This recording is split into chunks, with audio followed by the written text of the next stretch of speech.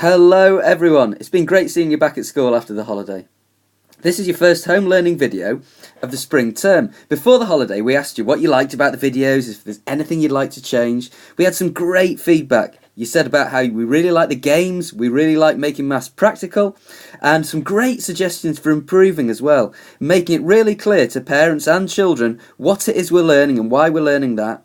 So we're going to try and build that in the videos from now on. In class we've been learning all about time. There's three main things in year one that we need to learn. Describing time, so using words like quicker or slower, earlier or later. Being able to measure time, so measuring in hours for something that's longer, or minutes or seconds, and choosing which measurement to use. And also being able to read clocks and draw hands on clocks, particularly to show hours and half past the hour. When we're reading clocks, we need to know that the longer hand, like this one, is the minute hand. When it's on the hour, it points up to the 12, and the shorter one is the hour hand. And also, when it's half past, that the minute hand points down to 6, because that's halfway around the clock.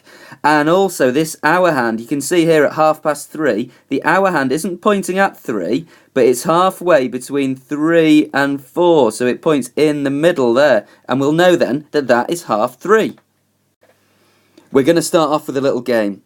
I'm going to show you 4 clock faces, and you have to say if they are correct or not correct, if they're showing the time that I've written down or not. Here comes the first one. So, is this clock showing 8 o'clock properly? Tell the person that's working with you if this is correct or not correct.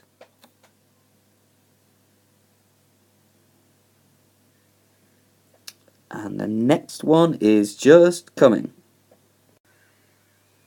Does this clock face show 2:30? Why? And here comes the next one. Is this the way that a clock shows 5:30?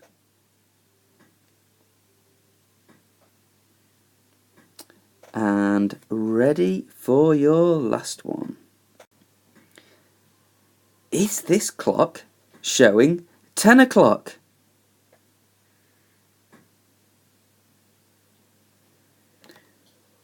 Now, we're going to have a look at all those clocks and see if we were correct. The first one didn't show 8 o'clock because it's the minute hand that's pointing at the 8, not the hour hand. And the hour hand that's pointing at the 12.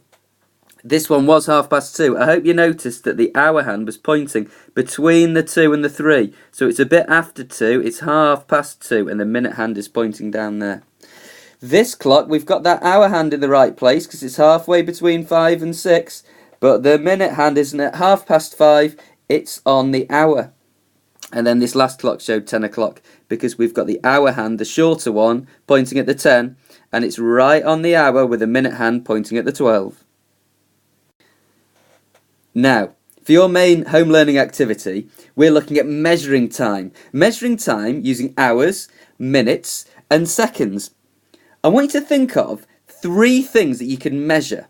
One of them that you can measure in hours, one that's better to measure in minutes, and another that you can measure in seconds. Here's some ideas. You might decide to measure how long it is until you come back home after going out, maybe to go swimming. Or you might think, how long is it until someone comes home? Maybe my mum comes home from work. How many hours? You might measure something in minutes. I was thinking something like how long it might take to get changed and get your school uniform on. You could maybe measure that in minutes. Or you might set a challenge like how long does it take you to do 20 jumps? That might be something that you measure in seconds. Be creative. Children, it might be that you're measuring your parents doing something.